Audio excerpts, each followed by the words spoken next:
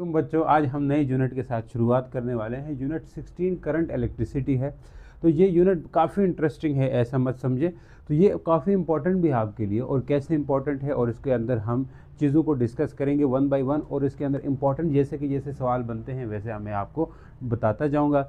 और साथ ही साथ इससे प्रीवियस लेक्चर्स चैप्टर्स हम शूट कर चुके हैं, तो किसी को उनमें मसला है तो देख लीजिएगा। तो नए यूनिट का नाम क्या है जी? करंट इलेक्ट्रिसिटी नाम है। नाम तो सुना होगा, करंट इलेक्ट्रिसिटी है। इसका लेक्चर 1 होगा। सबसे पहले इसके अंदर हम काफ़ी 3-4 टॉपिक ऐड करने वाले हैं। वीडियो थोड़ी बहुत लेंथी हो सकती है इसके बाद, क्योंकि हमने डेडलाइन फिक्स कर रखी है अपनी। उस डेडलाइन के अंदर आप लोगों को सिलेबस कवर करवाएं और उसके बाद आपको वन शॉट दे दें। तो वन शॉट को फिलहाल हमने पास कर रखा है। तो क्या कहते हो आप लोग? वन शॉट्स को थोड़ी ब्रेक होनी चाहिए। कोर्स के ख़त्म करवाएंगे, ख़ास तौर पर फिज़िक्स और बायोलॉजी की जो कोर्सेज़ है ये आपके ख़त्म नहीं हुए हैं। केमिस्ट्री के शायद हो गए होंगे, तो लेकिन इनके कोर्सेज़ ख़त्म होने ज़रूरी हैं। ठीक है जी। तो इसी के करके हम क्या कर रहे हैं जी, लेक्चर को हम लेंथी रख रहे हैं ताकि आपके कोर्स जो है वो जल्दी से ख़त्म हो जाए। ठीक है, तो बात करते हैं सबसे पहले करंट इलेक्ट्रिसिटी।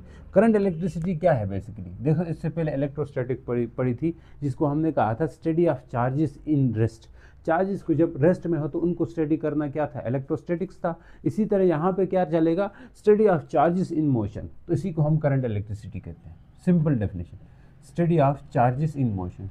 जब चार्जेस को हम मोशन में स्टडी करते हैं तब तो ये क्या रहता है जी? तब तो ये रहता है करंट इलेक्ट्रिसिटी। ठीक है, वैसे डेफिनेशन कम ही पूछेंगे, इससे आपसे पूछा नहीं जाता है। तो बात करते हैं इलेक्ट्रिक करंट क्या होता है। तो हमारा पहला जो रहेगा इसके अंदर टॉपिक, इसके अंदर सब टॉपिक, यानी इलेक्ट्रिक करंट क्या है, इसी के ऊपर बात करेंगे। ठीक है, कोई बच्चा कहते हैं सर राइटिंग का मसला है। देखो, अगर आपको नोट्स में प्रोवाइड कर लेता हूँ तो उसमें अगर किसी को राइटिंग नहीं समझ आती है तो साथ साथ लिखे मेरे साथ, अपने नोट्स खुद बनाएं, वो सबसे बेटर होते हैं। तो हमने वो नोट्स उन बच्चों के लिए रखे हैं जो बच्चे चाहते हैं कि सर हम सिर्फ देख के नोट्स हम वहाँ से शूट कर लेते हैं।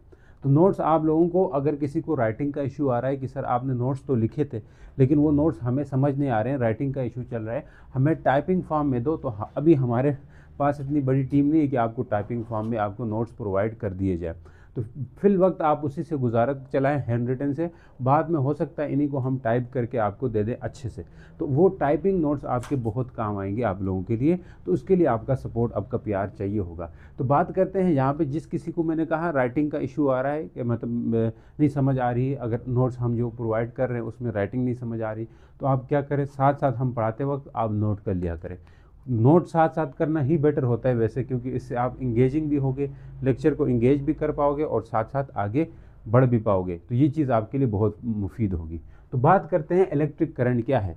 इलेक्ट्रिक करंट है बेसिकली, इससे पहले हम देखेंगे जिस तरह हमारे पास चार्जेस होते हैं वो कितने तरह के होते हैं, डेफिनेशन वगैरह मैं कर लूँगा। उससे पहले आप ये सोचें, जो चार्जेस होते हैं ना वो 2 तरह के होते हैं, यानी पॉजिटिव एंड नेगेटिव चार्ज। एक पॉजिटिव होता है, एक नेगेटिव चार्ज होता है। समझ गए सर?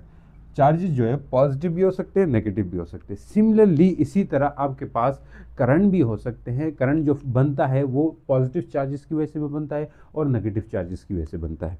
तो बात करते हैं करंट फॉर्म जो बनेगा, जैसे कि मेटल्स के अंदर जो करंट रहता है, ये आपकी बुक में ऐसा दिया हुआ है, बुक में ऐसी बात है। मेटल्स के अंदर जो करंट बनता है due to flow of negative charge. Charge 2 तरह के हैं, तो करंट भी आपके पास 3 तरह हैं, बल्कि कैसे 3 तरह है। जहाँ एक करंट जो है वो नेगेटिव चार्जेस के फ्लो करने से बनता है, एक करंट जो है पॉजिटिव चार्जेस के फ्लो करने से बनता है, और एक करंट ऐसा है जो दोनों के फ्लो करने से बनता है। तो नेगेटिव चार्जेस के फ्लो करने से जो करंट बनता है वो मेटल्स के अंदर होता है। मेटल्स के अंदर जो करंट है वो किस वजह से बनता है? करंट बनता है due to flow of negative charge. Flow of negative charge यानी नेगेटिव चार्ज की फ्लो की वजह से बनता है करंट। इसी तरह मेटल्स के अंदर तो मैंने बात कर ही दी। अब नॉन मेटल्स के अंदर बात करें, नॉन मेटल्स नहीं बल्कि पार्टिकल एक्सेलरेटर। अब ये क्या चीज़ है, ये आप फर्स्ट ईयर में पढ़ोगे, पार्टिकल एक्सेलरेटर। देखो, मैं आप एक को आइडिया दे देता हूँ, ये ऐसी बात नहीं है, समझ आ जाएगी आपको कि फर्स्ट ईयर के बगैर भी समझ आएगी। पार्टिकल एक्सेलरेटर एक ऐसी डिवाइस होती है जिसके अंदर हम पॉजिटिव चार्जेस को एक्सेलरेट करवाते हैं। सर पॉजिटिव चार्जेस को एक्सेलरेट क्यों करवाते हैं? एक्सेलरेटर से मुराद क्या है? एक्सेलरेशन। इस पार्टिकल एक्सेलरेशन के अंदर क्या किया जाता है? पॉजिटिव चार्जेस कौन से हैं? बेसिकली पॉजिटिव चार्जेस यानी प्रोटॉन हो गए, न्यूट्रॉन है, इनको क्या करवाया जाता है, एसेलरेट करवाया जाता है। अब इनको एसेलरेट करने से क्या फ़ायदा होगा, देखिए पार्टिकल एसेलरेटर के अंदर हम ये चेक करते हैं कि जो प्रोटॉन है, जो न्यूट्रॉन है, ये खुद किससे मिलके बने हुए हैं। आज तक आपने ये सोचा होगा कि प्रोटॉन न्यूट्रॉन जो है वो एलिमेंट्री पार्टिकल है, नहीं बच्चों, इसके अंदर भी सब पार्टिकल्स हैं। यानी कि जैसे आप कहते हो ना शेल, शेल खुद कुछ नहीं होता, शेल के अंदर सब शेल भी होते हैं, केमिस्ट्री में ऐसा सुना होगा। सेम यही चीज़ फिजिक्स में भी है। प्रोटॉन प्रोटॉन कुछ नहीं है, न्यूट्रॉन न्यूट्रॉन कुछ नहीं है, न्यूट्रॉन और प्रोटॉन खुद किसी और से मिलके बनते हैं। हाँ, इलेक्ट्रॉन भी मिलके बनता है। तो पार्टिकल्स एसेलरेटर के अंदर हम प्रोटॉन और न्यूट्रॉन को एसेलरेट करवाते हैं, यानी कि बहुत ज़्यादा वेलोसिटी दे देते हैं। बहुत हाई पोटेंशियल में जब इलेक्ट्रॉन और प्रोटॉन और न्यूट्रॉन को हम मूव करवाते हैं, तो उस पार्टिकल एसेलरेटर जो डिवाइस है उसके अंदर प्रोटॉन और न्यूट्रॉन बहुत तेज़ वेलोसिटी से मूव करते हैं। उनकी बहुत बड़ी वेलोसिटी होने की वजह से उनका जो करंट बनेगा वो हमारे पास कैसा करंट बनेगा, खुद ही सोचो। उनकी वजह से जो करंट बनेगा वो पॉजिटिव करंट होगा, यानी फ्लो ऑफ पॉजिटिव चार्ज की वजह से करंट बन रहा है। तो करंट जो है पार्टिकल एसेलरेटर के अंदर जो बनता है वो पॉजिटिव चार्जेस के फ्लो करने से बनता है। सर ये फ्लो यानी एसेलरेट क्यों करवाते हैं या चार्जेस को मूव क्यों करवाते हैं, आप ये भी पूछ सकते हो। तो मूव करवाने की वजह क्या है मेरे बच्चों, मूव करवाने की वजह ये है कि वहाँ पे हम ये चेक करते हैं कि प्रोटॉन और न्यूट्रॉन और किससे मिलके बनते हैं। जैसे आपकी जानकारी के लिए बता दूं, प्रोटॉन और न्यूट्रॉन मजीद क्वार्क से मिलके बने होते हैं। किससे मिलके बने होते हैं, क्वार्क से मिलके बने होते हैं। और इलेक्ट्रॉन की अगर बात करें तो ये लेप्टॉन से मिलके बने होते हैं। अब ये चीज़ याद नहीं रखनी है, लिप्टन से नहीं, लेप्टॉन से। लिप्टन पियो जिंदगी जियो ऐसी बात नहीं है, यहाँ पे लेप्टॉन से मिलके बने होते हैं और ये क्वार्क से मिलके बनते हैं। ये पढ़ के भूल जाना है, ठीक है, आपके सिलेबस नहीं। तो मेरा कहने का मतलब है पार्टिकल एसेलरेटर के अंदर जो करंट बनता है due to flow of positive charge, यानी पॉजिटिव चार्जेस की वजह से, पॉजिटिव चार्जेस के फ्लो करने की वजह से करंट बनता है पार्टिकल एसेलरेटर के अंदर। अभी तक हम इलेक्ट्रिक करंट की तरफ नहीं आए, क्या होता है। अब इसी तरह हम इलेक्ट्रोलाइट की बात करें। अब इलेक्ट्रोलाइट केमिस्ट्री में आपने पढ़ा होगा, इलेक्ट्रोलाइट आपके पास एक सोल्यूशन होता है, ठीक है जी। तो सोल्यूशन होता है, तो उसके अंदर आप देख रहे हो कि साल्ट ब्रिज लगाया होता है, इलेक्ट्रोड्स लगाए होते हैं। तो वहाँ पे साल्ट ब्रिज के थ्रू पॉजिटिव चार्जेस मूव करके जाते हैं और बाहर जो इलेक्ट्रोड्स है उसमें इलेक्ट्रॉन्स मूव करके जाते हैं। तो इसमें जो करंट बनता है सेल के अंदर, इलेक्ट्रोलिटिक सेल के अंदर या गैल्वानिक सेल बोलते हो, कौन सा बोलते हो, उसके अंदर जो सेल के अंदर जो करंट बनता है वो होता है due to flow of both positive and negative charge. वहाँ पे जो करंट बनेगा पॉजिटिव चार्ज की वजह से भी बनेगा, नेगेटिव चार्जेस की वजह से बनेगा, दोनों की वजह से बनेगा। तो इसलिए हम लिख सकते हैं इलेक्ट्रोलाइट और गैसेस के अंदर due to flow of both charges, flow of both charges, दोनों charges, both positive and negative charges लिखो। मैंने बहुत चार्जेस लिखा, आप बहुत पॉजिटिव एंड नेगेटिव चार्ज लिख सकते हो। यहाँ तक ये कहानी कुछ एक्सप्लेनेशन की फॉर्म में थी बुक में, वो मैंने ख़त्म कराई। अब अगर मैं इसकी डेफिनेशन पूछ लूँ, देखो जहाँ पे चाहे पॉजिटिव चार्ज मूव करे, चाहे पॉजिटिव चार्ज मूव करे, चाहे नेगेटिव मूव करे, चाहे दोनों मूव करे, इन दोनों में फ्लो ऑफ चार्ज होता है और टाइम के लिहाज से होता है। ऐसे चार्ज फ्लो हो रहा हो और टाइम ना गुजर रहा हो, ऐसा थोड़ी ना हो सकता है। देखिए टाइम के साथ चार्ज फ्लो होता है, टाइम के साथ चार्ज फ्लो होता है। जैसे मैं चल रहा हूँ, यहाँ से उधर जा रहा हूँ, टाइम के साथ मैं डिस्टेंस कवर कर रहा हूँ ना, मैं यहाँ से यहाँ जा रहा हूँ, टाइम के साथ डिस्टेंस कवर कर रहा हूँ। तो टाइम भी लग रहा है और डिस्टेंस भी लग रहा है। तो ओवरऑल टाइम, डिस्टेंस और टाइम मिलके मेरी स्पीड को डिसाइड करेंगे। डिस्टेंस और टाइम मिलके मेरी स्पीड बताएंगे, जिस स्पीड से मैं चल रहा हूँ वो बताएंगे ना। डिस्टेंस और टाइम, कितना डिस्टेंस कवर किया और कितना टाइम लगाया, वही मेरी स्पीड होगी।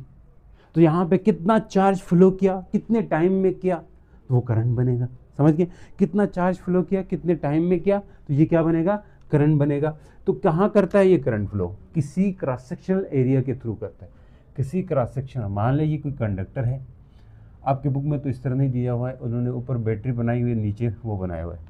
तो मैं इसका अपोजिट कर लेता हूँ, नीचे बैटरी सेल बना लेता हूँ, ऊपर क्या बना लेते हैं, ऊपर आपके पास कंडक्टर है। तो यहाँ पे जो इलेक्ट्रॉन्स है, इसके अंदर मौजूद इलेक्ट्रॉन है, वो क्या करते हैं, वो मूव करने शुरू हो जाते हैं, ऐसे यूँ फ्लो करते हैं। कहाँ फ्लो करते हैं ये, बहुत सारे इलेक्ट्रॉन जो है ना किसी क्रॉस सेक्शनल एरिया, मतलब ये जो क्रॉस सेक्शनल एरिया है इसके थ्रू फ्लो करेंगे। देखो जैसे ये पेन है, पेन की कैप है, इसके जो ढक्कन है, ढक्कन के अंदर वाली साइड ये क्रॉस सेक्शन, इसमें से कितने चार्जेस घुस सकते हैं, गुजर सकते हैं, फ्लो कर सकते हैं। तो वो फ्लो आपका बेसिकली क्या होगा मेरे दोस्तों, दोस्तों नहीं बच्चों, वो क्या होगा आपका फ्लो ऑफ चार्ज होगा। अब ये वायर यहाँ से मोटी नहीं है, ये पूरी वायर ऐसी है, लेकिन ये पूरी वायर है, ये भी वायर ही है, लेकिन ये कोई मोटी वायर हमने नहीं लगाई, लेकिन इसको जूम आउट करके बड़ा करके बनाया। ठीक है जी। तो कहते हैं इसी को हम डेफिनेशन में ले लेते हैं flow of charges, rate of flow of charges through cross sectional area of a conductor. Conductor, ये कंडक्टर है, मेटल है, किसी कंडक्टर के क्रॉस सेक्शनल एरिया में से जो चार्ज फ्लो करके जाएगा उसे हम करंट कहेंगे। क्या कहेंगे? करंट कहेंगे। Rate of flow of charge, flow of charges, rate of flow of charges, time rate of flow of charges भी बोलते हैं। तो रेट का मतलब ही टाइम होता है, तो इसलिए हम टाइम नहीं इंक्लूड करते हैं। Rate of flow of charges through any cross sectional area of a conductor, any, भाई लाइट नहीं है, गुजारा करो, cross sectional area of a conductor जी। हाँ, आप ज़रा अपनी वीडियो की क्वालिटी को इन्हेंस करें, क्वालिटी को बढ़ाएं, ठीक है। Through cross sectional area of a conductor, किसी भी कंडक्टर के क्रॉस सेक्शनल एरिया में से जो चार्जेस फ्लो करते हैं वो हमारे पास इलेक्ट्रिक करंट होता है। और इसकी डेफिनेशन वगैरह भी देखी होगी मैथमेटिकल फॉर्म। तो मैथमेटिकली इसको कैसे लिखा जाता है, अगर मैं बोलूँ तो मैथमेटिकल इसको लिखा जाता है आई से। वो आई किसकी इक्वल होता है? आई इक्वल होता है delta Q by delta T, ऐसा है। अब यहाँ से इसकी यूनिट भी डिसाइड होती है। चार्ज की यूनिट क्या है, पीछे पढ़ के आए हो, कूलम। तो coulomb per seconds, coulomb per seconds. अगर एम्पियर अगर इसकी यूनिट है तो 1 एम्पियर किसकी इक्वल होगा? 1 कूलम 1 सेकेंड, 1 कूलम 1 सेकेंड। यहाँ से हम बता सकते हैं। ठीक, इसकी एक और भी फार्मूला इसके लिए यूज़ किया जाता है, क्योंकि चार्ज होता है NE होता है, नंबर ऑफ इलेक्ट्रॉन्स होते हैं। चार्ज क्या होता है? Number of electron. मैं इसके ऊपर आता हूँ, 1 एम्पियर क्या चीज़ है इसके ऊपर बात करूँगा, ठीक है। पहले ये देखें, इस फार्मूले को हम थोड़ा और मॉडिफाई करके लिख सकते हैं, NE बाई डेल्टा टी भी लिख सकते हैं। सर NE किसको लिखा? डेल्टा क्यू को लिखा, क्योंकि क्यू इक्वल होता है number of charges into electron के बराबर लिया जाता है। क्योंकि जो चार्ज होता है वो हमेशा क्वांटाइज फॉर्म में होता है। कभी भी जो चार्ज नेचर में होता है, बाहर फ्री एग्जिस्ट करता है, वो फ्रैक्शन में नहीं होता। सर क्या बात है, कि क्या बात है, हमें समझ नहीं आ रही। 2/3 इलेक्ट्रॉन चार्ज कभी नहीं होगा। जो क्यू है, डेल्टा क्यू है, ये कभी भी 1/2 इलेक्ट्रॉन चार्ज नहीं हो सकता। डेल्टा क्यू हमेशा 1 इलेक्ट्रॉन होगा, 2 इलेक्ट्रॉन हो सकता है, 3 इलेक्ट्रॉन हो सकता है, तो ऐसा कुछ चल जाएगा, लेकिन इसके अलावा मुमकिन नहीं है। समझ पा रहे हो मेरी बात? तो यहाँ पे मैं अगर बात करूँ, इसीलिए इस फार्मूले को ऐसे भी लिखा जाता है। अब इसके रिलेटेड सवाल भी आते हैं कि बाज़ दफ़ा मान ले किसी बैटरी है, उधर से करंट ने फ्लो किया तो कितने चार्जेस गए। मान ले यहाँ इस फार्मूले को, इस फार्मूले के न्यूमेरिकल आपको स्कूल वगैरह में भी करवाए होंगे, करवाए हैं सर। लेकिन इस फार्मूले के न्यूमेरिकल किस तरह के होते हैं? NE बाई डेल्टा टी के। बहुत आसान है। मान ले 2 एम्पियर करंट फ्लो कर रहा है या 1 एम्पियर कर रहा है, चल अभी सिंपल रखते हैं, 1 एम्पियर करंट फ्लो कर रहा है, ठीक है, और टाइम 1 सेकंड जा रहा है, ठीक है, और 1 एम्पियर करंट फ्लो कर रहा है, 1 सेकंड जा रहा है, ठीक है। तो इलेक्ट्रॉन का तो चार्ज पता है 1.6 इंटू 10⁻⁻19 कूलम। तो आपसे बोल दे कि कितने नंबर ऑफ चार्जेस फ्लो किए हैं, यानी कि 1 एम्पियर करंट में कितने नंबर ऑफ चार्जेस मतलब इलेक्ट्रॉन्स फ्लो किए हैं, तो आप इस फार्मूले से निकाल सकते हो। तो देखो यहाँ से I delta T equal to NE हो जाएगा ना। यहाँ से हमें क्या चाहिए? हमें N चाहिए, तो I डेल्टा टी बटे E इक्वल टू N। तो I कितना है? 1, डेल्टा टी कितना है? 1 सेकेंड है ना। इलेक्ट्रॉन कितने? 1.6 10⁻⁻19। भाई मेरे इनको डिवाइड कर लो, ऊपर ले आओ, ये तो 1 आएगा, इन दोनों को डिवाइड करोगे ना 0.625 आएगा, ठीक है सर। इसको ऊपर लाते हैं तो प्लस 19 आएगा, इतने इलेक्ट्रॉन्स आ चुके होंगे, ठीक है सर। इधर इलेक्ट्रॉन भी है।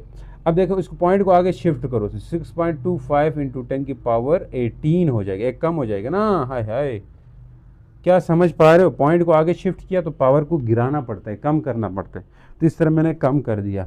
ये पॉइंट समझ आई? नज़र नहीं आ रहा? नज़र बट्ठू देख लो, नज़र बट्ठू देख लो, देखो, हाँ ये मैंने लिखा है, ठीक है। ठीक है sir.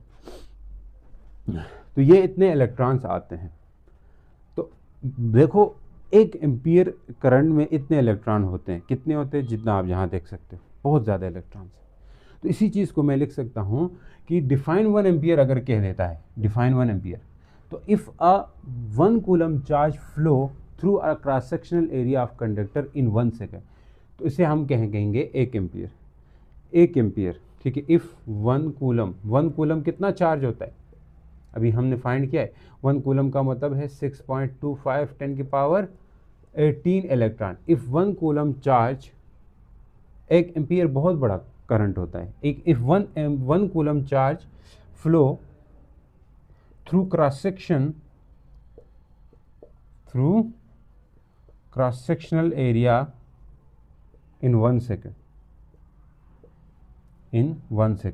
then the current is said to be 1 ampere, then I कितना होगा, 1 एम्पियर होगा।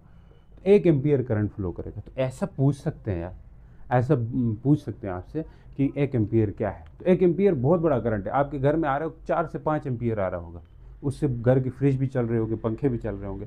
तो 5 एम्पियर बहुत बड़ा करंट होता है। 1 एम्पियर के अंदर इतने इलेक्ट्रॉन्स फ्लो कर रहे होते, तो 5 एम्पियर के अंदर 5 से मल्टीप्लाई कर दो, इतने ज़्यादा इलेक्ट्रॉन्स होंगे आपके, ठीक है। तो चले बच्चों, अब यो आपकी बुक्स में यूनिट्स यूज़ की जाती है करंट की, वो बड़ी यूनिट्स तो एम्पियर है। तो स्मॉलर यूनिट्स क्या है, जो छोटी यूनिट्स होती है एम्पियर की, वो आपके पास क्या है, यानी milliampere, MA। Milliampere को 10 की पावर क्या लिखते हैं, -3 एम्पियर लिखते हैं। इसी तरह माइक्रो एम्पियर में भी कर सकते हैं, यानी कि 10 की पावर -6 एम्पियर। ये भी आपके पास स्मॉलर यूनिट्स हैं। किस चीज़ की स्मॉलर यूनिट्स है, करंट की, तो इनका इस्तेमाल करते हैं।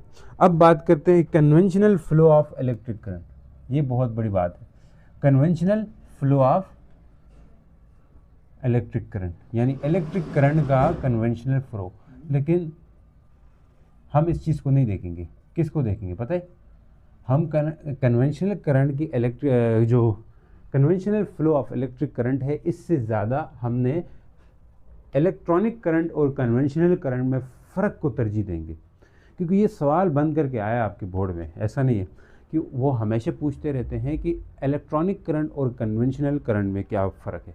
तो भाई आपकी बुक में तो अभी के टाइम पे तो सिर्फ कन्वेंशनल करंट की ही बात की है, तो इलेक्ट्रॉनिक करंट भी मैं साथ में बात करूंगा, तो दोनों की बातें हो जाएंगी और बड़े अच्छे नोट्स बन जाएंगे आपके पास। दोनों चीज़ें हम करेंगे। तो होता कुछ यूँ है कि हमारे पास अगर कोई कंडक्टर ले लेते हैं और उसके साथ बैटरी के साथ कनेक्ट कर लेते हैं, तो उस कंडक्टर के इलेक्ट्रॉन क्या करते हैं, मूव करने शुरू कर जाते हैं। भाई मेरे में इससे पहले आपके पास conductional flow of electric current, electric conduction in metal पढ़ाऊंगा। इससे पहले क्या पढ़ाऊंगा, इलेक्ट्रिक कंडक्शन इन मेटल। फिर मैं उस तरफ जाऊं तो बेहतर होगा। इलेक्ट्रिक कंडक्शन इन मेटल्स, ये पढ़ाना बहुत ज़रूरी है। फिर मैं इस तरफ जाऊं तो बड़ा अच्छा रहेगा। Conventional flow of electric current, ये दोनों हेडिंग्स आपके बुक में मौजूद है। तो पहले मैं ये चीज़ पढ़ाऊंगा, फिर इस तरफ जाऊंगा तो मज़ा भी आएगा और समझ भी अच्छी आएगी।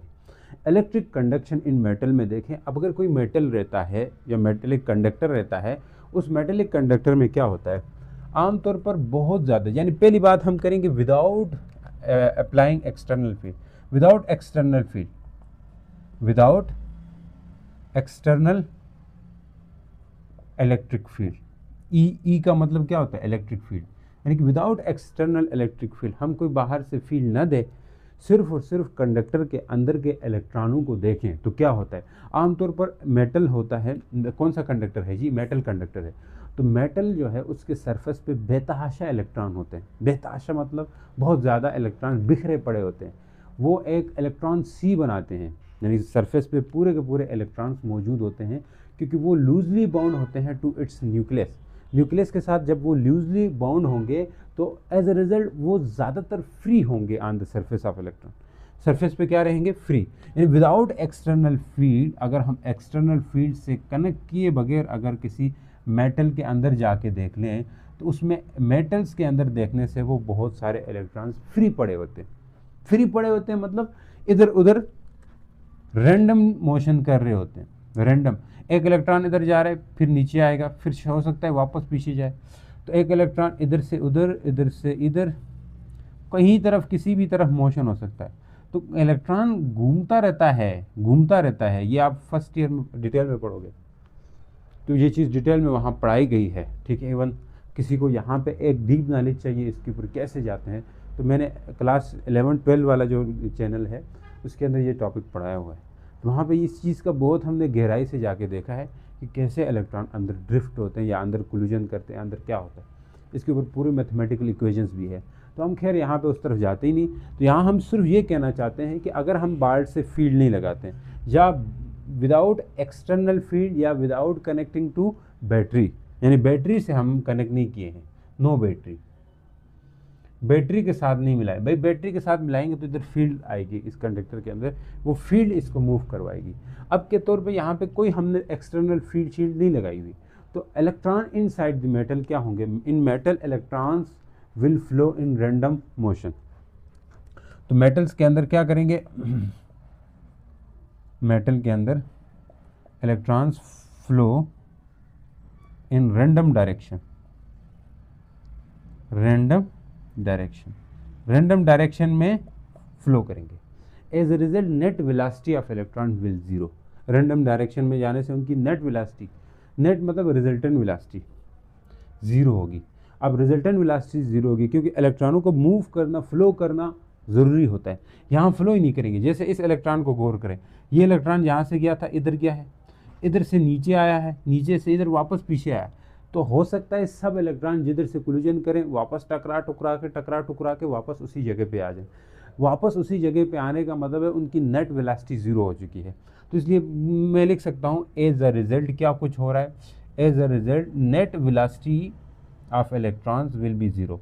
नेट वेलोसिटी ऑफ इलेक्ट्रॉन्स क्या होगी, विल बी ज़ीरो। अब अगर नेट वेलोसिटी सोचो ज़ीरो हो रही है तो इसका मतलब है therefore net current in a metal will be zero. इसलिए हम कह सकते हैं मेटल में नेट करंट ज़ीरो होगा। Therefore net current in metal will be zero, zero हो जाएगा। समझ पा रहे हो मेरी बात? देखो ये बात ऐसी है कि आपसे ऐसे पूछ सकते हैं why it is necessary to connect a metal conductor with a battery. किसी मेटल कंडक्टर को बैटरी के साथ कनेक्ट, ये सवाल लिखो अपने पास, why it is necessary to connect a metal rod या metal conductor with a battery with or external field, कि बैटरी या किसी एक्सटर्नल फील्ड के साथ कनेक्ट करना क्यों ज़रूरी है। अगर ऐसा पूछ लिया तो ये जवाब लिख देना, भाई यही मतलब है, क्योंकि यहाँ मैंने बताया कि क्यों ज़रूरी है। क्यों, अगर कनेक्ट ना हो तो रैंडम डायरेक्शन में इलेक्ट्रॉन्स मूव करेंगे, क्योंकि इलेक्ट्रॉनों की वजह से, मैंने कहा मेटल के अंदर इलेक्ट्रॉनिक करंट होता है, इलेक्ट्रॉन फ्लो कर रहे होते हैं। पार्टिकल एक्सेलरेटर के अंदर पॉजिटिव चार्जेस के फ्लो करने से करंट बनता है, ये शुरू हमने बात की है। तो यहाँ पे आप उस बात का जवाब यूँ दोगे क्योंकि रैंडम मोशन हो रहा है इलेक्ट्रॉन्स का, उस वजह से इनकी नेट वेलोसिटी ज़ीरो होती है और नेट करंट ज़ीरो हो जाएगा। इसीलिए ज़रूरी है कि उसको बैटरी या एक्सटर्नल फील्ड के साथ कनेक्ट किया जाए। तो ये उसका भी जवाब है, ठीक है। ऐसा वैसे टॉपिक नहीं है, तो इसका जवाब भी ऐसे सवाल अगर पूछ सकते हैं कि क्यों ज़रूरी है, तो आपने उसका जवाब यूँ दे देना है। तो आप देखो विद एक्सटर्नल फील्ड, अब नेक्स्ट बात करते हैं with external field, external electric field या विद बैटरी, बैटरी भी लिख सकते हो या अटैच विद बैटरी या कनेक्टेड विद बैटरी, तो क्या होगा। अब सेम यही कहानी, वही रॉड है हमारे पास, लेकिन हम इसको बैटरी के साथ कनेक्ट कर देंगे तो इसके अंदर इलेक्ट्रॉन्स जो है वो एक ही डायरेक्शन में जाते हुए दिखाई देंगे। तो इसको कहते हैं जी ड्रिफ्ट कर जाएंगे, क्योंकि बैटरी के साथ कनेक्ट करने से ऐसा क्या हुआ कि वो जा रहे हैं, इसलिए जा रहे हैं क्योंकि बैटरी अपनी एक फील्ड बनाती है। बैटरी क्या बनाएगी, फील्ड बनाएगी। अगर ये मेटलिक कंडक्टर है, इसको हमने यहाँ से कनेक्ट किया हुआ है किसी सेल या बैटरी से, अभी के टाइम पे सेल है ये, भाई ये सेल का सिंबल है, ये आगे हम जाके देखेंगे किसका कौन सा सिंबल रहता है। अब होता क्या है भाई, ये यहाँ कुछ मोटा तार नहीं लगा है कि आप ऐसे समझो ये पतली पतली तार है, इसके ऊपर मोटा से रख देंगे तो दब जाएगा, ऐसा नहीं है भाई। जितना ये मोटा है इतना यहाँ से भी मोटा है, लेकिन हमने सिर्फ ये जूम आउट किया है ताकि इसके अंदर के इलेक्ट्रॉनों को देख सकें। हाँ सर समझ गए। अगर ऐसी बात है तो देख लो, अब ये पॉजिटिव टर्मिनल है ना, तो ये भी पॉजिटिव रहेगा, बिल्कुल रहेगा, और ये नेगेटिव है तो ये इस साइड नेगेटिव, तो ये भी नेगेटिव होगी। हाँ सर होगी।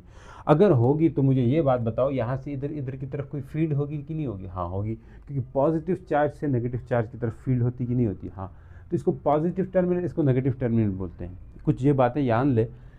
प्लस वाले को क्या बोलते हैं, प्लस वाले को, अभी ये चीज़ें आप सीख रहे हो, अभी आप लर्निंग स्टेज पे हो, सीख रहे हो, तो सीखो अच्छे से। प्लस को क्या बोलते हैं, पॉजिटिव टर्मिनल। ये क्योंकि ये टर्मिनोलॉजी इसमें यहाँ पे conventional flow of electric current के अंदर ये यूज़ करूँगा, जितनी बातें की है इसके मतलब आपको समझ आनी चाहिए। हाँ सर, तो पॉजिटिव यानी कि पॉजिटिव टर्मिनल बोलते हैं इसको, पॉजिटिव टर्मिनल बोलते हैं, या हाई पोटेंशियल भी बोलते हैं इसको। अगर हाई पोटेंशियल बोले तो भी गलती नहीं है। पॉजिटिव टर्मिनल को हाई पोटेंशियल भी बोल सकते हैं। समझ चुके हैं सर? सर ये नेगेटिव टर्मिनल को हम इसको नेगेटिव टर्मिनल भी बोल सकते हैं, और दूसरा नाम कोई बताएगा? लो पोटेंशियल बोल सकते हैं। क्या बोल सकते हैं? लो पोटेंशियल बोल सकते हैं। तो बोलने में तो क्या कुछ भी बोल सकते हैं, कुछ भी नहीं, बस यही दो नाम है, ठीक है।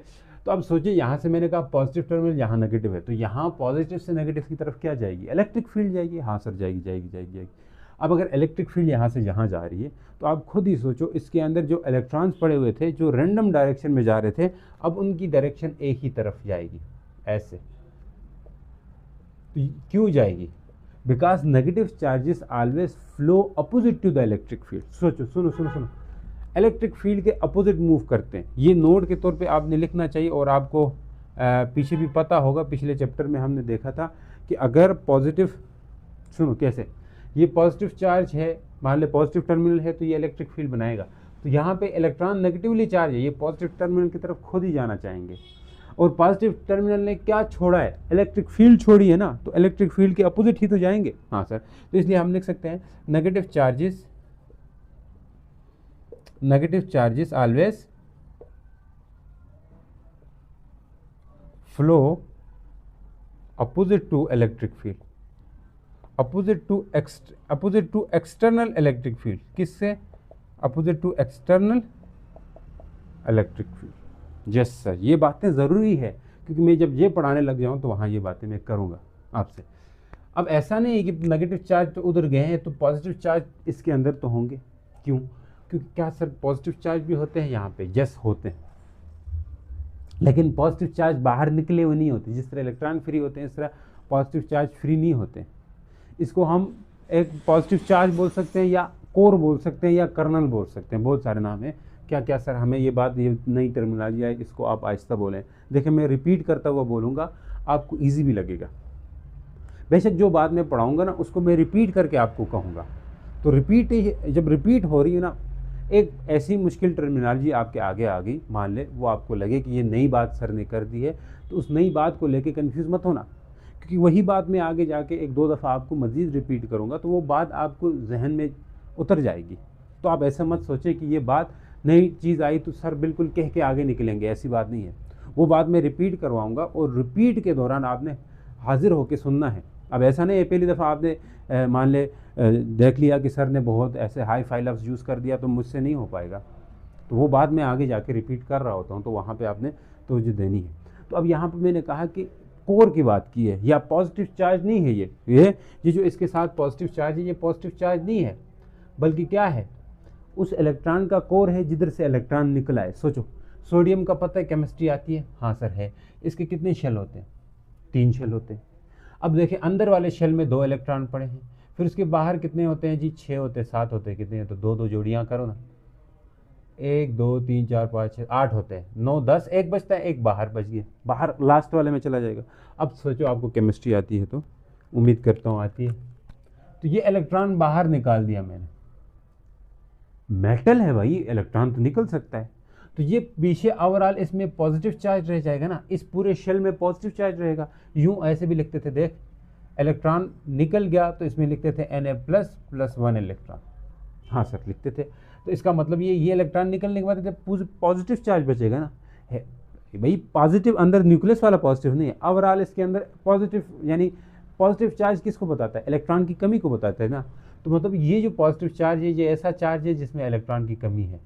क्यों कमी है? क्योंकि इलेक्ट्रॉन निकल चुका है।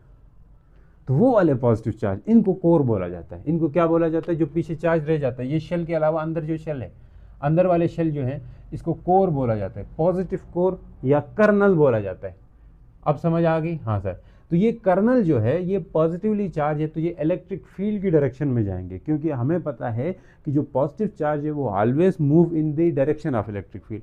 तो यहाँ पे लिखते हैं पॉजिटिव चार्ज क्या करते हैं, positive charges always moves in the direction of external electric field. अब सोचो यहाँ से आगे कहानी शुरू होती है। ये जितने भी पॉजिटिव चार्ज है या ये यूं आएंगे, देख ऐसे चले जाएंगे, ऐसे जाएंगे, इधर से यूं जाएंगे, यहाँ से यूं जाएंगे, यहाँ से वहाँ जाएंगे, जहाँ से उधर जाएंगे। तो सोच रहे हो कि माइनस को क्या बोलते थे, नेगेटिव को क्या बोलते थे, लो पोटेंशियल या नेगेटिव टर्मिनल। तो ये जो पॉजिटिव चार्जेस है ये नेगेटिव टर्मिनल से पॉजिटिव टर्मिनल जाते हैं या लो पोटेंशियल से हाई पोटेंशियल जाते हो, ये बात याद रखनी है। नेगेटिव पॉजिटिव चार्जेस के लिए आपने क्या बात याद रखनी है, आपने ये बात याद रखनी है पॉजिटिव चार्जेस के लिए कि पॉजिटिव चार्जेस हमेशा लो पोटेंशियल से हाई पोटेंशियल, माइनस से प्लस जा रहे हैं, यानी लो पोटेंशियल से हाई पोटेंशियल जा रहे हैं। ये बात आपने प्लस चार्जेस के लिए याद रखनी है। अब आप ऐसे लगेगा क्या पढ़ा रहे हैं, देखें ये पॉजिटिव चार्ज यहाँ गया, इधर गया, इधर से इधर गया, इधर से इधर गया, इधर से इधर गया, तो यूँ चले जाएंगे। हाँ सर गए। अब और सोचो नेगेटिव चार्जेस के बारे में, सोचो नेगेटिव चार्जेस के बारे में क्या ही सोचे। देखो यहाँ आ गए नेगेटिव चार्ज, इधर चले जाएंगे, इधर से नीचे आएंगे नेगेटिव चार्ज, इधर से इधर जाएंगे नेगेटिव चार्ज, इधर से इधर जाएंगे नेगेटिव चार्ज, इधर से इधर जाएंगे नेगेटिव चार्ज, इधर से इधर जाएंगे नेगेटिव चार्ज। हाँ सर, इधर से इधर जाएंगे नेगेटिव चार्ज, इधर से इधर जाएंगे नेगेटिव चार्ज, इधर से ऊपर जाएंगे नेगेटिव चार्ज, इधर से ऊपर जाएंगे नेगेटिव चार्ज, इधर से इधर जाएंगे नेगेटिव चार्ज। अब नेगेटिव चार्ज के बारे में गौर करने वाली बात क्या है कि ये प्लस से माइनस जा रहे हैं। प्लस को क्या बोलते हैं, पॉजिटिव टर्मिनल से नेगेटिव टर्मिनल में जा रहे हैं या हाई पोटेंशियल से लो पोटेंशियल में जा रहे हैं। अब ये बातें आपको जहन में रह गई है, तो अब आ जाओ ये आपके मैंने वो बता दिया जो बैटरी के साथ कनेक्ट करने से क्या काम हो रहा हो। तो आपने ये लिखना है when we connected the metal with a external battery, then the electron will drift towards positive terminal of a battery, and as a result the electron will get a net velocity. That net velocity of electron means they are flow in a one direction. That flow of electron can causes the electronic current. वो flow of electron जो electronic current बनाएंगे। English लिख लोगे? हाँ sir लिख लेंगे। लिख लोगे ना, इतने तो तगड़े हो यार, लिख लोगे ना। तो एक्सटर्नल बैटरी के साथ कनेक्ट करने से क्या होता है, तो यहाँ लिख देता हूँ, अगर कोई ऐसा बच्चा है आप लिखो यार। तो when a battery is connected with the conduction with a metallic conductor, then the electron will flow in one direction because the electron will get a net velocity. That net velocity is responsible for the current in a metal conductor. That net velocity is responsible for the current in a metallic conductor. ये बात लिखो। लेकिन ये जो बातें हैं ये मैंने एक्स्ट्रा बताई है। ये जो एक्स्ट्रा बातें हैं ना ये बहुत अहम है। किसके लिए अहम है? जब हम कन्वेंशनल करंट और इलेक्ट्रॉनिक करंट का फ़र्क बताने लगेंगे उसके लिए बहुत अहम है। तैयार हो बच्चों? हाँ सर तैयार। चलते चलते यूं ही कोई मिल गया है सरे राह, चलते चलते यूं ही कोई मिल गया था। हाय कौन मिल गया था? चलो आ जाओ आगे चलते हैं। Conventional current versus electronic current. यहाँ पे दो सिर्फ आपकी बुक में कन्वेंशनल करंट की बात की है। भाई कन्वेंशनल करंट का मैं अभी इधर से बता दूंगा, सारा कुछ समझ जाओगे, टेंशन लेना का नहीं, क्योंकि ये सारी डिटेल बात जो आपका बेसिक को उठाना था, जो बेसिक आपने यहाँ से बनाई ना, उस बेसिक के दम पे आप इस कन्वेंशनल करंट वाले टॉपिक को एकदम आप फोड़ सकते हो। मतलब एकदम आपको समझ आ गया पूरा का पूरा, क्योंकि मैंने आपको ये बेसिक, क्योंकि चैप्टर के शुरू में आपको ज़रा वो करना पड़ता है, यानी उठाना पड़ता है। उठाने का मतलब क्या है कि आपके कंसेप्ट बिल्डअप कराने पड़ते हैं। चैप्टर के शुरू में आपके कंसेप्ट बनाने के लिए टाइम लगता है बच्चों। उस चैप्टर के हो सकता है मैं कहूँ कि शुरू के 3 लेक्चर्स हो वो आपको बहुत लेंथी लगे, या उसमें आपको मैं थोड़ा थोड़ा पढ़ा रहा हूँ ऐसा लगे आपको कि सर बहुत कम पढ़ा रहे हैं। लेकिन वो कम पढ़ाना आपके फ़ायदे में है, क्योंकि वो कम पढ़ा के ही आपका कंसेप्ट बिल्डअप कर सकते हैं। जब कंसेप्ट बिल्डअप हो जाएगा ना, आखिरी के जो लेक्चर्स होते हैं, चैप्टर के एंड के लेक्चर्स होते हैं, वो सारे शुरू वाले टॉपिक से कनेक्टेड होते हैं। फिजिक्स की बात कर रहा हूँ। कनेक्टेड होने की वजह से वो आखिरी जो टॉपिक्स हैं ना, वो धुआंधार आपके ख़त्म हो जाएंगे, एकदम ख़त्म हो जाते हैं। सच बताऊँ तो इस तरह आसानी रहती है। आ जाए कन्वेंशनल करंट और यानी conventional flow of electronic current की बात हो रही। तो यहाँ हम दो बातें करते हैं, सुनो। एक होगा जी कन्वेंशनल करंट, एक होगा इलेक्ट्रॉनिक करंट। दोनों की बातें करेंगे क्योंकि ये फ़र्क पूछा गया है पुराने बोर्ड के पेपर में। Conventional current versus electronic current. हमको मिली, चलो सुनो। कन्वेंशनल करंट उसको कहते हैं the flow of positive charge. यहाँ पे ये प्लस चार्ज जो फ्लो करते हुए दिखाई पड़ रहे थे ना, इन्हीं को कन्वेंशनल करंट कहते हैं। The flow of positive charge, पहली बात, the flow of positive charges is called, the flow of positive charges is called conventional current. The flow of negative charges, या the flow of negative charge बोलो या electrons, ये जो electrons आ रहे हैं इनका फ्लो को हम क्या कहते हैं, इनके फ्लो को हम कहते हैं इलेक्ट्रॉनिक करंट। सुनो, the flow of negative charges, the flow of negative charges या the flow of negative charges या द फ्लो ऑफ इलेक्ट्रॉन्स, इसी को हम क्या कहते हैं, इलेक्ट्रॉनिक करंट कहते हैं। ये बात भी क्लियर। सर ये तो यहाँ हमने देखा था, वही तो हो रहा है। अब सुनो, ये जो कन्वेंशनल करंट है ये कहाँ से कहाँ जा रहे हैं, माइनस से प्लस जा रहे हैं। देख, ये माइनस होता है ना और ये प्लस होता है, तो माइनस से प्लस जा रहे हैं। माइनस को क्या बोलते थे, नेगेटिव, और इसको कहते हैं पॉजिटिव। तो नेगेटिव से पॉजिटिव जा रहे हैं, यानी नेगेटिव टर्मिनल से पॉजिटिव टर्मिनल जा रहा है। तो हम लिख सकते हैं कन्वेंशनल करंट क्या करता है, it flows from negative terminal to positive terminal, negative to positive terminal. ऐसा लिख सकते हैं क्या, हाँ, नेगेटिव टू पॉजिटिव टर्मिनल। आपने फर्क ही बताना है ना, टर्मिनल ऑफ बैटरी लिख दो भाई, सही हो गया सर। अब इसकी बात करते हैं। ये देखो तो पॉजिटिव प्लस से माइनस जा रहा है, इलेक्ट्रॉन यूँ आए यहाँ से यहाँ जा रहे हैं। तो इसको हम कैसे कह सकते हैं, it flows from positive terminal to negative terminal, it flows from positive to negative terminal.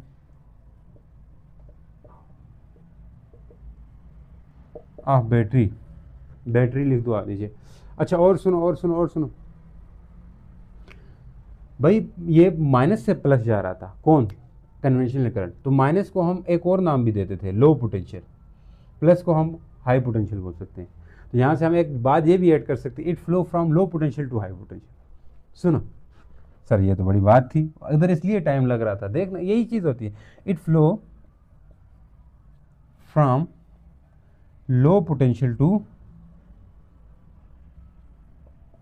High potential. 3 number का आता है, आपने 3 पॉइंट लिख दिए, और भी पॉइंट लिखवा रहा हूँ, रुको। इलेक्ट्रॉनिक की बात करते हैं, प्लस से माइनस जा रहे हैं, प्लस को हाई पोटेंशियल बोलते हैं, माइनस को low potential. It flow from positive potential to, नहीं, high potential to low potential. It flow from high potential to low potential. समझ चुके हो बच्चों? हाँ, एक और बात सुनो, जो कन्वेंशनल करंट है यहाँ पे देख ले, इलेक्ट्रिक फील्ड के कन्वेंशनल करंट किससे बनता था सर, पॉजिटिव चार्ज से बनता था। तो पॉजिटिव चार्ज यहाँ इलेक्ट्रिक फील्ड की डायरेक्शन में मूव कर रहे हैं ना, हाँ कर रहे हैं सर। तो हम ये बात भी ऐड कर सकते हैं कि conventional current always flow in the direction of external electric field. इस फील्ड को क्या बोलते थे, एक्सटर्नल इलेक्ट्रिक फील्ड। क्योंकि बैटरी बाहर से हमने जोड़ दिया था ना, शुरू में तो हमने सिर्फ कंडक्टर ही लाए थे, बैटरी बाहर से कनेक्ट किया था। तो हम इसलिए कह सकते हैं इट फ्लो, यानी कन्वेंशनल करंट जो फ्लो करता है in the direction of external electric field. तो it flow in the direction of external electric field, it flow in the direction of external electric field. नया माइक लाया है आप लोगों के लिए। चौथा, भाई ये जो हमारा माइक है वो आपका माइक है, समझ गए? जो कुछ हमें मिलेगा वो आप लोगों का है, डेडिकेट कर देंगे आप लोगों को, टेंशन मत लो। अच्छा, नेक्स्ट बात कर लेते हैं, इलेक्ट्रॉनिक करंट क्या होता है? एक्सटर्नल फील्ड के अपोजिट जाता है। ये फील्ड इधर जा रही है, इधर जा रहा है, तो it flow opposite to the direction of external field, it flow opposite to the direction of electric field. समझ गए सर? एक्सटर्नल इलेक्ट्रिक फील्ड लिख सकते हो या इलेक्ट्रिक फील्ड भी लिख दो। तो उम्मीद करता हूँ समझ आई। अब AC DC पे जाते हैं, ठीक है? चलो बच्चों, आज हम पढ़ने जा रहे हैं कि AC और DC क्या है, इसके ऊपर बात करेंगे। AC ये अल्टरनेटिंग करंट और डायरेक्ट करंट क्या है। अल्टरनेटिंग करंट को शॉर्ट फॉर्म में AC बोला जाता है और डायरेक्ट करंट को शॉर्ट फॉर्म में DC बोला जाता है। ये बड़ा फ़र्क है। जो आपके बैटरी या सेल करंट देता है वो आपके पास क्या होता है? DC होता है। जो आपके घरों में बिजली आती है, जो मान ले डैम से आती है या जनरेटर से आती है, तो उसे हम क्या कहते हैं? उसे हम AC कहते हैं, ठीक है? AC पंखे वगैरह चला लेता है, DC के अलग पंखे होते हैं वैसे। तो हम इनके बीच में फ़र्क जानेंगे। सवाल इसका ऐसा नहीं टॉपिक से बना के देंगे, इसका सवाल जो है वो आपका क्वेश्चन, शॉर्ट क्वेश्चन बन करके आता है। तो सबसे पहले हम DC वर्सेस AC की बात करेंगे। तो आप समझ जाना, फ़र्क के अंदर आप एक्सप्लेन भी कर सकते हो और वो भी कर सकते हो। क्या कर सकते हो? फ़र्क को ही आप एक्सप्लेन में ले लो और फ़र्क को ही आप शॉर्ट क्वेश्चन में भी ले सकते हो। AC DC क्या होता है? ऐसा करंट जो चेंज ना करे अपनी direction of flow of current, तो इसको हम क्या कहते हैं? DC कहते हैं। यानी कि डायरेक्शन चेंज ना करने का मतलब क्या है? अब सोचो, इसके लिए मैं आपको यहाँ पे नीचे एक AC सोर्स बनाऊंगा और एक DC सोर्स बनाऊंगा। देखो ये AC सोर्स है, मान लें AC सोर्स का मतलब ये कि DC सोर्स है। ये पॉजिटिव टर्मिनल, ये नेगेटिव टर्मिनल। ये बैटरी में अभी हमने देखा था, हाँ सर देखा था।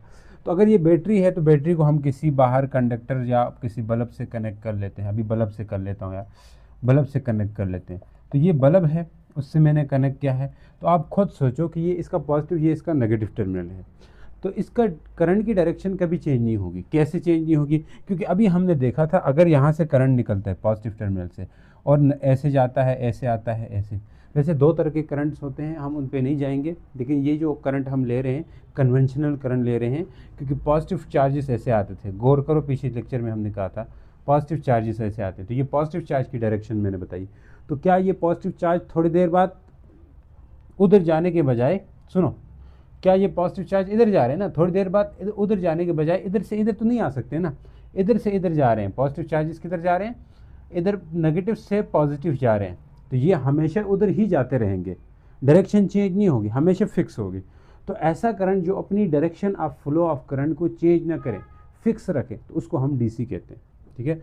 The current which does not change its direction of flow, the current which does not change its direction of flow, its direction of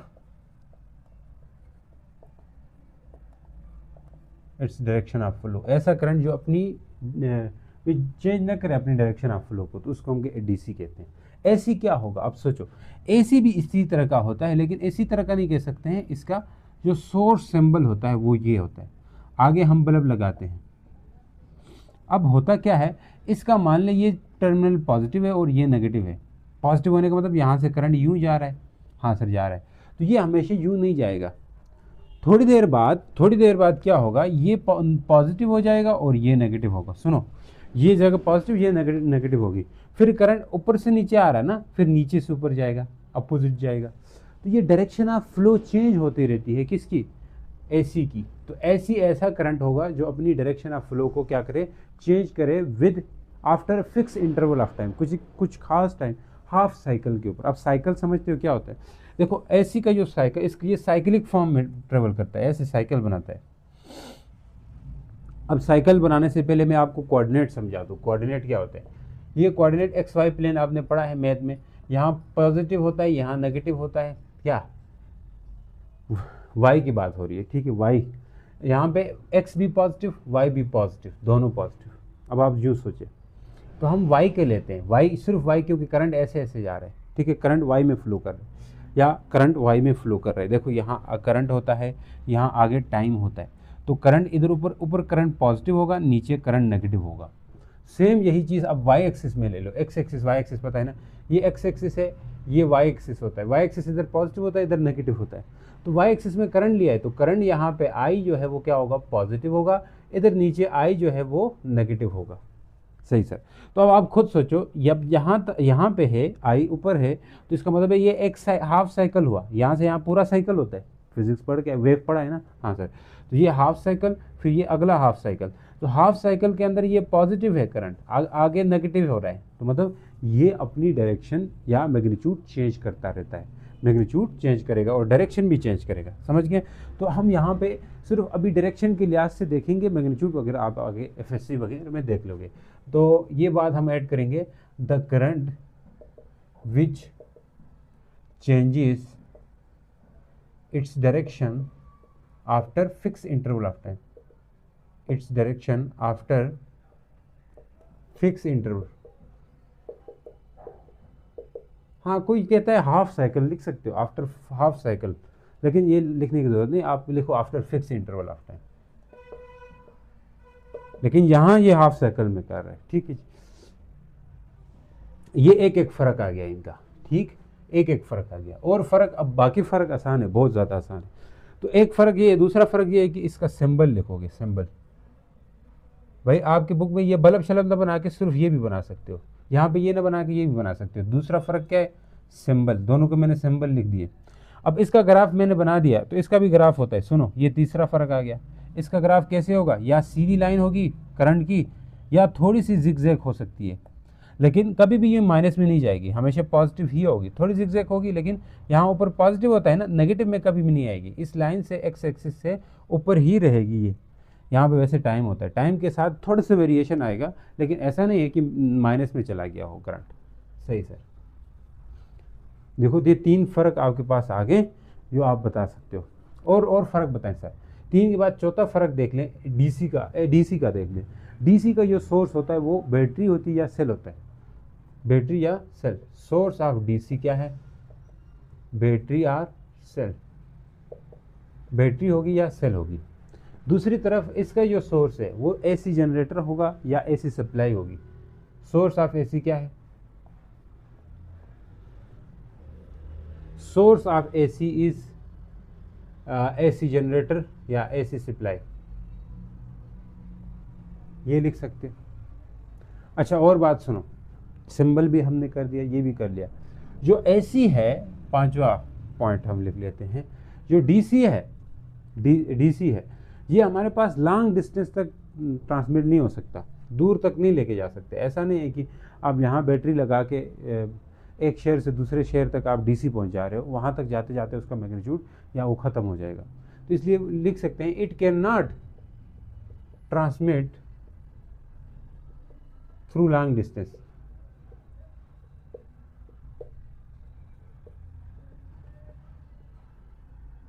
It can transmit through long distance.